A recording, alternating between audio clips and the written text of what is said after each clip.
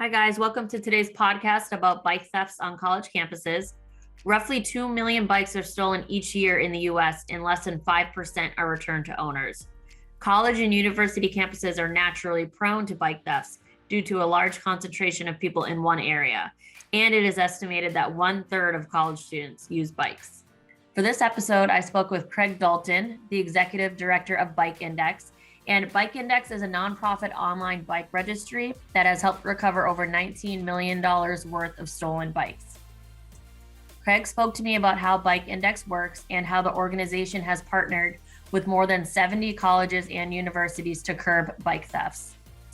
We also spoke about why bike thefts are so common on college campuses, Bike Index's partnership with UC Davis, how Bike Index also works in conjunction with surrounding cities and towns, including police, to prevent bike thefts, and best practices for keeping a bike secure on campus. Thanks for listening.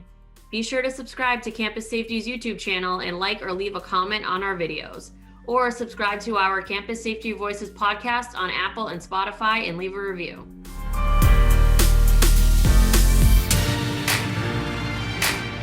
Today, I have with me Craig Dalton, Executive Director of Bike Index, a nonprofit online bike registry, and we'll be talking about the issues of bike thefts on college campuses. So Craig, I'd just like to start off with just some basic questions about bikes and bike thefts on college campuses. Admittedly, I don't know much about it. I've been off of college campuses for some time now, but not sure if there are any general stats on this, but how many students regularly use bikes on college campuses? And I'm sure it depends on, if it's in a city or out country or things like that. Yeah, absolutely. I mean, I think as any viewer would recognize, like bikes are an important part of campus life for a lot of students. It does vary on the terrain of the campus, the size of the campus, et cetera. But a general rule of thumb is about 1/3 of the students may have bicycles on campus at most universities on average. Okay, that's more than I thought. So it's obviously an issue for a lot of people, or concern for a lot of people, is bike theft. How common are bike thefts on college campuses, and are there types of campuses that are more susceptible to it? Like I had said before, whether due to their size, their location, if they're a public or private institution. Yeah, I mean, I think it's something that hard data points are hard to glean. Obviously, we have data about bikes that are registered within our system and those that get stolen based on our data. But a lot of times at the campus level, you may have low quality bicycles that make their way onto campus and get shared and stolen regularly by being left outside unlocked. So difficult to pull pure stats on that. I will say, Bike Index, we look not only at college campuses, but the broader community. And I think that's a very important note to make because, as you can imagine, bikes that are stolen on campus rarely stay on campus. They're often leaving campus and going into the broader community. And that's where a global database like Bike Index and the community services that I can get into later come into play, because we are not simply a monitoring system or a tracking system on campus registration system for bicycles. And I think that's where a lot of our university customers started to recognize, well, we've got these parking systems that can be jerry-rigged to register bicycles, but at the end of the day, they didn't provide much management value and certainly no theft recovery value to the students. So more and more, as universities discover what Bike Index offers, they see that if they're trying to get students to register bikes, it's important to provide a benefit to them, right? No one's lining up to be tracked and followed around on their bikes, things like that. But if you cast it in the light of, look, we've got certain policies on campus, we'd like you to register your bike, but you're registering not only with the university, but with Bike Index, a nonprofit bicycle registry that operates globally across the country. We always tell any of the departments that we're working with at the university level, the story isn't just for their time at university, it goes beyond. So the registration with Bike Index is the individual bicycle owner's registration. The university, as the person is a student there, has kind of access to parts of that record. But at the end of the day, our service that we provide is both at a managerial level to the university, but much more importantly, as a master, if you will, is the bicycle owner themselves. And obviously, they're going to graduate from college at some point and become a broader member of the cycling community. Yeah, and I like what you said earlier about how it being, the cities that they're in or their towns that they're in, because basically we say this all the time on campus safety with our readers and people we speak to, is that it's just colleges are basically like a small microcosm of the city or town that they're located in. And so typically a lot of the crimes that are happening in or around the cities or areas are affecting the colleges as well. So 100%. And I've got some interesting stories I can tell about how being embedded across communities at the university, the city, hospital systems, all those levels have a net effect, positive effect on bicycle crime in the community. So who tends to be the perpetrators on college campuses? Is it, I would assume it's outsiders, but because students, I guess maybe they just steal them and hawk them, but who typically is stealing bikes? Yeah, I think there's a lot of opportunism when it comes to bicycle crime. We tend to see it in two different levels. One is, improperly locked bikes, and a casual, nefarious actor walks by and sees an opportunity to grab the bike and ride it off campus for the purposes of potential resale, or maybe it's honestly just getting from point A to point B, and they're unscrupulous and they just take a bicycle. And then on the other hand, we 100% see organized crime as a factor in bicycle theft. We've publicized specifically a big case we uncovered in the state of Colorado, where over $500,000 worth of bicycles were being stolen in Colorado and then fenced out of Mexico. And so it's been a cross-state, cross-border. The FBI has been involved. We started to see the kernels of this in our system through users. And we were tracking online sales of these bicycles, and we were finding that they were ending up in this one location. And it's a pretty amazing story that I encourage your listeners and viewers to go check out. It's on our blog, and I believe the Colorado the DA named it Operation Vicious Cycle. So there's a lot of reporting out there on that. And so speaking of stealing bikes and prices, what is the average stolen bike price?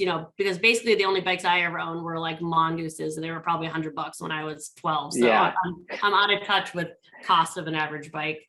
Well, even if you went in to buy that average mongoose today, that particular bike is probably $500. That entry level bike that you might have known when you were a kid.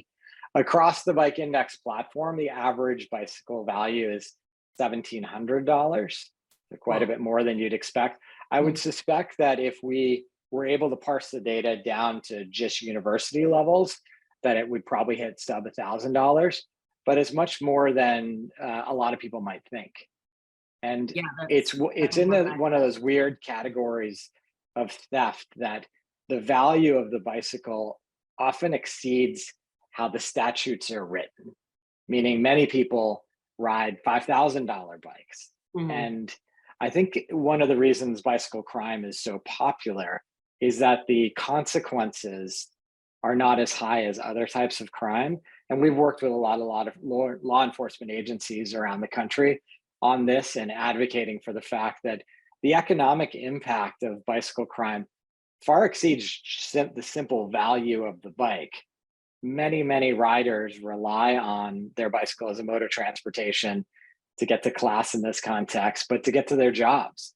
And all of a sudden, when the bicycle is taken away, the economic value of that bike might be $700, but the fact that you can't get to work has dire and extreme consequences to the owner. And the other driver there, Amy, I just wanted to mention is, as we start to see more electric bicycles in the mix, a decent electrical bike is minimum $1,000, and quite often a lot more than that. So we've started to see that really kick up the average value. And I think we're starting to see, certainly in Northern California, in the community that I'm in, that a lot of families are investing in electric bikes for their college students, because there's no complaining, right? You can't complain about the hills, et cetera, when you have a nice electric bike. So it's a great way to get around. And I'm imagining, although I don't have any data to point to, that on college campuses, we're starting to see more and more of these bicycles arrive on campus. So moving on to questions more about Bike Index, can you speak generally, and you did a little bit already, but generally to Bike Index and how it was founded and how it works? Yeah, we were founded about a decade ago by Seth Herr and separately Brian Hance, and I'll get into why I'm stating it that way. Seth was working in a bike shop in Chicago and started to recognize that he was seeing people come in looking for information about their stolen bicycles, trying to get their serial number, and he felt it was ridiculous that he was going through paper records, and he thought there must be a better way. Fortunately, he was a computer programmer, and instead of just thinking there could be a better way, he set about to actually build that better way. So he built Bike Index as a simple bicycle registry database, and actually was able to successfully raise some funds on Kickstarter back then to fund a cross-country trip where he went and evangelized the service to bike shops with the idea that if we can get bike shops on board registering bikes, that's just one step easier for the consumer to not have to do that later post-purchase. On that road trip, he met another gentleman, Brian Hance, who separately had been working on a stolen bike database. Brian's orientation had always been around stolen bike recovery, and it just seemed like a match made in heaven. And as the years have progressed over the last decade, it's really come true, right? People don't care about bicycle registration for the fact or the step of registering their bikes. It's really on the downside scenario that your bike is stolen, that bicycle registration has an outsized value. And we really leaned into that. We're the only entity in the world that is focused on building out a stolen bike recovery platform. So the database is, Seth will hate me for this, the easy part, right? We're just logging and categorizing everything. But the stolen bike recovery element of what we do is pretty critical. And being a nonprofit has uniquely situated us to get the support from a broad number of volunteers around the country and world. The basic system is register your bike, simple, you just need to find the serial number, put your make, model, and color in there, and you're pretty much ready to go. We accept a lot more details. If you're a passionate cyclist and you want to talk about what kind of wheels you have or handlebars, you can go down to the nth degree, upload a photograph, etc. Then it just sits in the background. We don't contact you. We're never communicating with anybody on the platform unless we're asked to. In the unfortunate event that your bicycle gets stolen, you come to the platform, you indicate that the bike has been stolen, you add a police report once you have that available. Then it becomes flagged in our system as a stolen bicycle and comes up in our search. It is also then linked to the Leads Online database, which is what the police and pawn industries check for stolen bikes. So if your bike shows up in a pawn shop, they by law have to check this database. It's going to showcase that the bike has been stolen. Similarly, if it gets impounded, the police will be able to see it through the connection with Bike Index and Leads Online. Beyond that, obviously, you've got your local police that we obviously encourage you to work with to help recover the stolen bike. That's a critical step. But we've also built tools to broadcast your stolen bike out to your local community. So easy integration with social media tools, both at the personal level, so I can kind of blast everybody that I know about it, but also at a programmatic level. So we operate local Twitter handles across many different territories around the world in the United States and Canada, where when a bike is indicated as stolen here in the Bay Area, it goes out to Stolen Bike SFO Twitter handle. And that's actually a Twitter handle that both our community and law enforcement looks at. So we've got a lot of officers who that's just part of their routine. They're going to check Twitter, and it effectively becomes a daily hot sheet for the bikes that are stolen in the community, because officers are trained to kind of look for abnormalities in their daily, their daily routes. So if they see now a red Trek somewhere where a red Trek didn't exist yesterday, they're going to be looking at Bike Index. In addition to all these tools that are kind of freely available to the end user, we do have specific tool sets for both universities that we can talk about later specific to this, but also for law enforcement.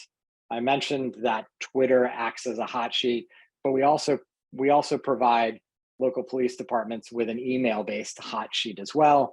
They've got a dashboard where they can check, registered bikes versus stolen bikes, a whole bunch of different things that allow them to do their job better at the law enforcement level. Awesome. And overall, how often are bikes recovered, and how much do the chances of recovery increase once they're registered with the system? Do you have any statistics on that? Yeah, so we know that in our system, we facilitate the recovery of about 10% of the bicycles that are reported as stolen. That's a lot. Anecdotally, what I've learned is sort of in the general world of bike theft, the number's typically less than 5%. Oh, wow. Okay. Yeah. And do you have any cool or funny, strange stories about a bike recovery? I just picture, like a biker spotting their buddy's stolen bike and like chasing them down to no end, because anyone I know who's really into biking is like extremely loyal to all their biking friends. Yeah, 100%. I mean, we're always very cautious to not advise around vigilantism or anything like that. So it's important to have your local police department involved in any of this. I certainly have my kind of favorite stories, but we've also, and I'll share one of them with you. But on bikeindex.org, which is our website, at the very bottom, there's a tab for recovery stories. And you'll see like every day of the year, we have people posting about their recoveries. But one of my favorite ones was a student at the University of Chicago had his bike stolen as an undergrad. It was registered on Bike Index, and he needed it to get around. It didn't come back in a timely fashion. We got another bike and forgot about it. He continued his educational journey to medical school. And halfway through medical school, his bike was found and returned to him because it was still listed as missing on Bike Index for him. Was it intact? It was intact. Oh, that's I think so funny. In talking to him, he was a little bit miffed what to do with it because it was a bit long in the tooth at that point, and he already had another bike. You should sell it to pay off his medical schooling. Exactly. Oh, We get a lot of bikes that are flagged in various online forums by members of our community, which it's one of those things I always take a lot of pride in, that we have volunteers that are out there just kind of looking for things that look suspicious.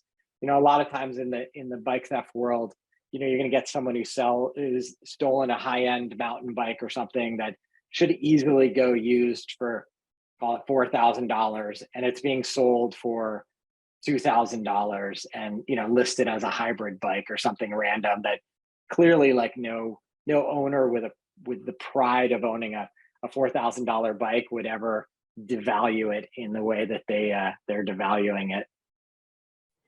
So kind of transitioning to questions as it relates to college campuses that you work with. How many college campuses so far use Bike Index? So we work with 76 universities and schools around the country. So we've been, we started to recognize, again, from the bicycle registration point of view, the earliest sort of recognition was that, hey, bike shops are where people buy bikes. It's a great place to get them registered. So in the first few years, we focused a lot of energy on developing point of sale integrations with popular systems that bike shops use to create automatic registrations for them. We started to get a lot of inbound interest from police and universities at that point, just around like, hey, we've got a lot of bikes on campus and we've got specialized needs. So probably like 4 years into our existence, the team started, they locked down their first university partner, which if I'm not mistaken, and this predates me, it was University of Pennsylvania. And University of Pennsylvania just brought interesting university-specific concepts to the table for Bike Index and started to say, hey, we get like, at the one level, just registering all the bikes has a benefit to us, but let's talk about how we manage bikes on campus. Let's talk about the issue of, we've got a bicycle that's locked to a handicap ramp or locked to a tree, and we don't want to necessarily impound that bike. We want to communicate with the student and instruct and teach the student about how to properly lock their bikes and where to properly lock their bikes. So we built out a messaging system within Bike Index. And so a university, in adherence to their written policies, can have whatever procedure that they want to follow. So perhaps it's first sending a message directly to the student before they cut the bike lock. Obviously, they'll cut the bike lock if it's a safety hazard, but if it's not, they might just send a message. And whatever the policy is, maybe it's, we're going to send you 2 emails, then we're going to cut and impound this bike, or whatever it is. They can develop their own messaging flow within our system. The message that gets sent out is actually geo-tagged with a pin, so the student can see exactly where the bike is locked. The second thing that sort of came around that I'll mention is universities deal a lot with impounded bikes. And so we built systems to help them mass import bikes into the system that maybe weren't existing as a registered bike in Bike Index, but also ways of tagging bikes that are already in the system. A lot of universities, as you can imagine, at the end of the year, they've got students who just literally abandon bikes on campus as they go home for summer. So it's a problem that's very university specific that we built. And then the final thing I'll mention is we also built in the idea of graduated bikes. As I mentioned, our relationship with the owner, we want it to be for the lifetime of the bike and beyond. We have abilities for them to transfer that bike to a new owner at the end of its life. But the point I'll make is that we also have this idea of graduated bikes. So the idea that as a university, I want to be able to manage my data set of current students. But if someone's not a student and we know that that student has graduated, let's just graduate them out of our data set. So we're focused on who's on campus today and pass that user off to just sort of the broader Bike Index experience. And now, when integrating these programs, when you're working with the college or university, who are the people on the campus that you typically work with, and how does that implementation go? Yeah, it depends on the type of campus and the type of bike staff or bike related staff. It may start with the campus police department or parking services. Really depends on the campus. Typically what happens is, regardless of where we start, light bulbs start going off all over the place saying, oh, this department would see utility in this feature set, this one with this feature set. So we get everybody around the table and we try to take an integrated approach. We view everything from a kind of a partnership perspective, because none of us on the team are university administrators, so we don't know those challenges. So we always want to hear and build those systems based on what we're hearing from our partners. One of the benefits of our origin story, and Seth, the computer programmer I mentioned, one of the co-founders, he's still involved with the nonprofit, and it actually has given us the ability to have way outsized tech compared to our size.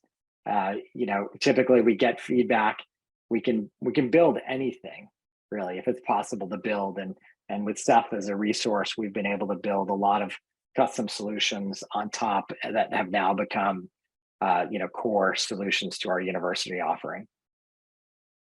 And one of the campuses that you had said uses Bike Index is UC Davis. Can you talk about the legacy campus bicycle registration system that they had in place before, adopting Bike Index, and what were some of the main reasons that they kind of wanted to make the switch? Yeah, we see in general kind of 2 general ways in which people have been managing bikes on campus. It's either kind of shoehorning it into a parking system or developing their own homegrown systems. The homegrown system idea, I think a lot of universities went down that route because they're like, oh, we have a computer science department, we can get some students to work on this. But the real challenge always became kind of building out the feature set and maintenance. So UC Davis, I believe, was in the latter category, where they had built out their own database of bicycles on campus and their own kind of feature set around that. But fortunately, they were able to export all the data. And Bike Index, we've got APIs and the ability to ingest really any kind of structured data set into the system, so you don't lose anything by moving over. Yeah, and you don't have to do it manually, obviously. Yeah, exactly. And now, you can maybe speak generally to campuses. It could be specific to UC Davis, but like, how does College Campus Bike Index make students aware of the program, or what are some effective ways other campuses have done this? I know you said you can send out text or messages or things like that. Yeah, it depends a little bit on the university policy. So whether registration is mandatory or voluntary, I mean, at a bare minimum, universities tend to have this integrated in their welcome programming. So some of them are, will have activations during orientation where we'll have a booth and encourage people and really handhold them through the registration process. We have embeddable forms for universities. So if they're directing people to online locations on their website for bike registration, the student can simply go in there and register their bikes. We offer optional sticker-based programs as well. So in some instances, students are encouraged to register online and then come to a certain location on campus and pick up a sticker and link it to their bike index account. We've also built systems that allow universities to do that remotely. So the student can create a registration and a sticker can be mailed to them as well. The only value, the system doesn't work any different with a sticker, but the sticker does allow, it has a QR code on it. So it does allow officers with any smartphone to scan the QR code and get the bicycle registration information very quickly and efficiently. So there's definitely some advantages in that from a practical perspective in having a sticker program as well. And now, working with 70 plus campuses, I'd assume you do, but do you have any other impressive stats or stories to share with from other colleges that have implemented the program? I think about things more holistically in the community than just at the university level. So if you'll give me a little latitude, yeah, I think absolutely. one of the things that we've seen, and I often point to Edmonton in Canada of all places, which is interesting because it's not the fairest weather location in the country, in North America, but they've done a really good job implementing bike index across the city police, the universities, the health centers. Pretty much everybody in Edmonton, including the bike shops, are all bought into bike index. And what that means is, regardless of where a bike goes, let me step back. Regardless of where the origin of that bike is, whether it's a bike shop or just coming in through the university system, it's getting registered into bike index and the entire community's bought into it. Law enforcement uses bike index every day to monitor trends across the municipality. We started to see bike criminals actually act differently because we were so embedded in that community. So whereas we talked about like that $5,000 mountain bike being stolen and then fenced online for $4,000, that's really, really good profit. That's why criminals are attracted to bicycle theft, because it can be a big hit of cash if you can fence one of these bikes. Because we had such great community involvement from the broader bike index community, those online sites were getting flagged so regularly that it became difficult for those bikes to be fenced online. That then changed the bike criminal to having to fence it on the street. And that's where law enforcement comes in. Obviously, them looking out for it, them treating bicycle crime as an important thing that they want to make a dent into, makes it increasingly difficult to spend a lot of time with a stolen vehicle on the street, which means that potential $4,000 profit theft is now pushed down to as much money as they can get on the street, so $400 or $500. And all of a sudden, the economic value of being a bicycle theft in Edmonton started to drop. So you started to get less and less sophisticated criminals willing to spend their time on it, which meant law enforcement had a better chance of capturing these criminals along the way. So I always like to talk about that just to illustrate the importance of thinking about bicycle crime holistically. Obviously, for your audience, we've built all the tools you need to manage bikes on campus. That kind of goes without saying.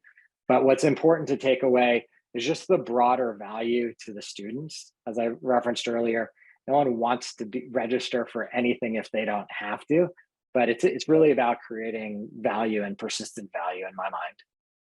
Yeah, well, you had said, we were talking about UC Davis, the city of Davis implemented the bike index, right? And Yeah. last year. Can you talk about who within city leadership your team worked with to establish this, and also some of the improved statistics that have come out of the program for the city? Yeah. So, I mean, we see multiple starting points for our discussions in any community. In this case, it started with the university, and UC Davis being such a great bicycle university, the volume is so high that it was a natural starting point. And the fact that they chose to work with us after vetting all the other options out there in the world, it was a pretty natural leap to local Davis police. So I believe in that particular case, Jeffrey over at the UC Davis Bicycle Program recommended us to someone in law enforcement in the city, and it was pretty easy to go from there. Conversely, I think in Boulder, we started with the police, Boulder City Police, and they passed us off to their counterparts at UC Boulder, and it kind of went that direction. Yeah, So it's easy. It's difficult to say who exactly is the starting point in any of these conversations. Yeah, I mean, colleges are always pushed to make relationships with city police or local police. So this bike index is a great way to like start those conversations and make it a way for them to work together on something. Yeah, exactly. And hopefully it's, our biggest challenge at Bike Index, like I don't have a single conversation with law enforcement or bicycle owners for that matter, where the heads aren't nodding and people say, oh, I get it. That makes total sense. Yeah. But our biggest challenge over the period that I've been involved has just simply been awareness. It takes a moment to register your bike. And as I said before, ideally we're integrated with bike shops and you're learning about us at the very earliest stage, and someone else who's more familiar with a bike, or better yet, already has that data in a computer system, is just passing it across to us.